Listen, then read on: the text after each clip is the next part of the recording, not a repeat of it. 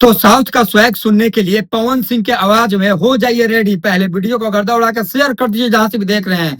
कल south industry का सबसे बड़ा गाना आ रहा है सोनी म्यूजिक इंडिया पर, और आप लोग कुर्सी का पीटी बांध के रखिए। हम भी देखना चाहते हैं पावर आर्मी फाइन में कितना दम है। गाना आते ही कितना जल्दी ये लोग ट्रेंडिंग पर ला देंगे। ऐसे पावर आर्मी फैन या पवन सिंह के चाहने वाले लोग बोलते हैं कि पवन सिंह के गाने को लेकर हम लोग 2-2 महीना 4-4 महीना से वेट करते हैं, इनका गाना कब आएगा। तो इंतजार भाई खत्म हो गई भाई। कल देखना है पावर आर्मी फैन का कितना पावर है।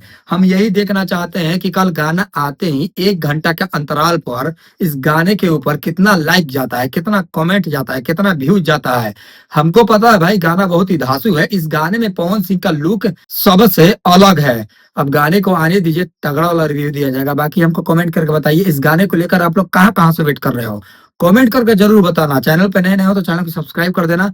फिर से बोल रहा हूँ, हर वीडियो में बोलता हूँ, वीडियो जहां से भी देख रहे हो भाई गर्दा उड़ा कर शेयर कर देना। जिस लेवल का ये गाना है बताया जा रहा है, हम लोग तो भाई सुने नहीं है, बस देखे हैं 1 से 2 सेकंड।